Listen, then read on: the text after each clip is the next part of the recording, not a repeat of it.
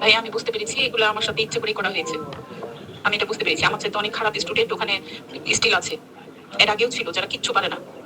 আর আমার চাইতে অনেক খারাপ স্কিলের মানুষ ওখানে আছে। আমার একটা একটা স্কিলের জন্য, একটা মাত্র জিনিসের জন্য আমাকে নট অ্যালাউড করা, এটা আমি বুঝলামই না। আমি এই সব এই সোনিয়া জামান টিকটকে ভাইরাল হয়েছিল যে মেয়ে, আপনারা সবাই জানেন তার নাম সীমা।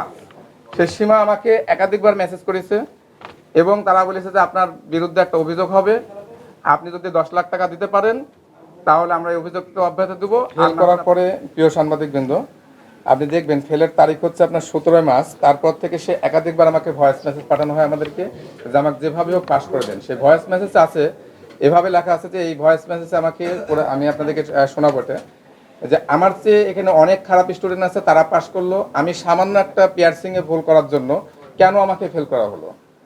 এবং একাধিকবার সে বিভিন্নভাবে আমাদের সাথে যোগাযোগ করে এবং আমাদের কাছে ভয়েস রেকর্ডিং আছে, তার নিজের ভয়েস রেকর্ডিং আপনাদেরকে আমরা শোনাবো। তার আইডি থেকে সে নিজে পাঠাইছে, সে আইডি থেকে আপনাদেরকে শোনাবো এটা।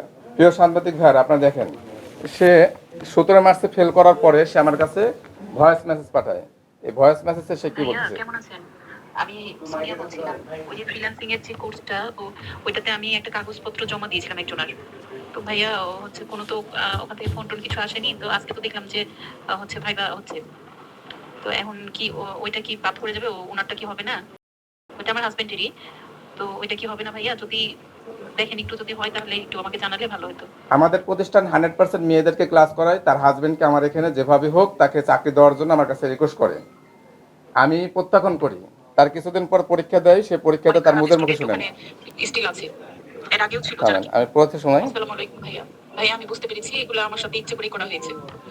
আমি এটা বুঝতে পেরেছি। আমার চাইতে অনেক খারাপ স্টুডেন্ট ওখানে স্টিল আছে, এর আগেও ছিল, যারা কিচ্ছু পারে না। আর আমার চাইতে অনেক খারাপ স্কিলের মানুষ ওখানে আছে। আমার একটা একটা স্কিলের জন্য, একটা মাত্র জিনিসের জন্য আমাকে নট অ্যালাউড করা, এটা আমি বুঝলামই না। আমি এই সব বুঝে গেছি ভাইয়া। কিন্তু যেটাই করেছেন এই জিনিসটা ভালো, মানে খুব একটা ভালো হইলো না আমার জন্য। আমার ধরেন যে আমি হয়তো কাজ করবোই, আমার লেভেল 3 হোক আর না হোক, আমি দিই বা না দিই, কিন্তু আমি তো কাজ করবোই বা করেই যাচ্ছি। এটা তো আমার বন্ধ নাই। আমার হাতের কাজ কতটুকু কি, এটা যারা আমার ক্লায়েন্ট আছে তারা ভালো করেই জানে, এবং পার্লারের অনেকেই জানে। ঠিক আছে ভাইয়া। তো আমি অনেক আশা নিয়ে গেছিলাম আপনার ওখানে। আমি অনেক কষ্ট করে টাকা পয়সা ব্যবস্থা করে আমি কিন্তু পরীক্ষাটা দিয়েছিলাম। তো যে কোনো শত্রুতার কারণেই হোক, যে কোনো কারণেই হোক, আমাকে এই কাজটা করা হলো। ঠিক আছে, ওর আল্লাহ আছে, আল্লাহ দেখছে। তো অন্যায় করলে কেউ পার পায় না, এটাই কথা। তো আমার খালি লেভেল 2 এর সার্টিফিকেটটা আমি নিব। আর আপনার ওখানে আমি আরো কিছু ক্যান্ডিডেট দেওয়ার জন্য আজকে কাগজপত্র নিয়ে গেছিলাম। তো আমি তো আর আপনার ওখানে হয়তো আর যাবোই না।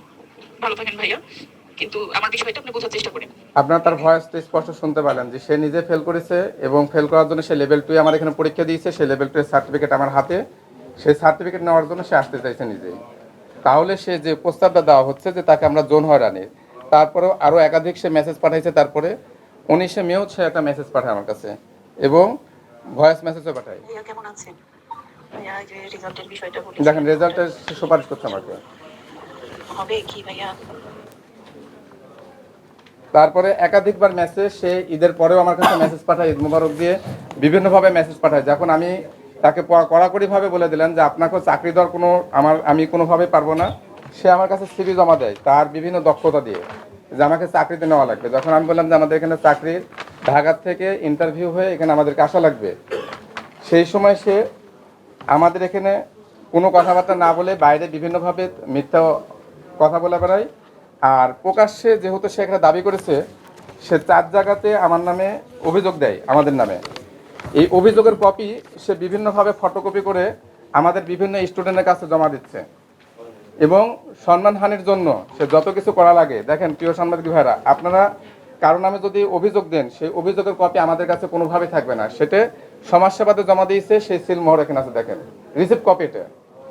তারপরে আপনার ডিসি অফিসে জমা দিয়েছে, আরএমপি পুলিশ কমিশনার তার এখানে সই আছে পুলিশ কমিশনারের। তারপর আপনার জেলা প্রশাসকে জমা দিচ্ছে, তাদের জেলা প্রশাসকের রিসিপ্ট কপি।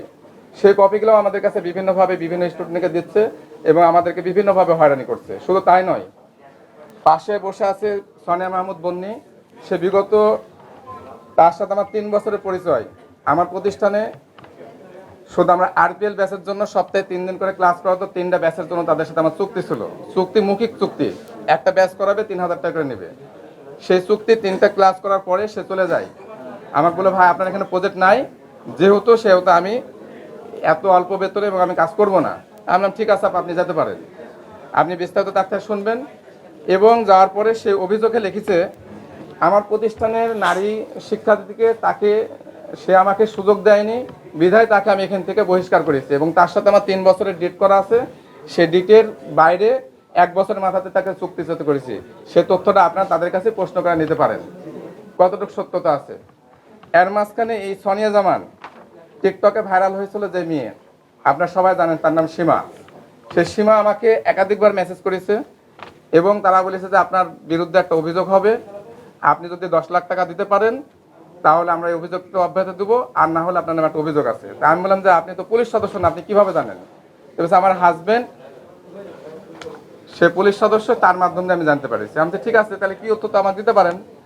সে তথ্য আমাকে একাধিকবার আমি চাইছি, তথ্য দেয়নি। লাস্ট আমার সাথে পুলিশ অনেক হয়রানি করেছে, আপনারা দেখেছেন পুলিশে ভাইরাল হয়েছে এবং পুলিশের যত ভিডিও আছে তথ্য আছে আমি মিডিয়ার কাছে দিয়েছিলাম এর আগেও। এটা যুগান্ত পেপারে নিউজ হয়েছে, গণমুক্তিতে হয়েছে, আরও অন্যান্য পত্রিকা নিউজ হয়েছে। নিউজ হওয়ার পরে তারা শুধু থেমে থাকেনি, একাধিক দপ্তরে আমাদের নামে বিভিন্নভাবে একই অভিযোগ।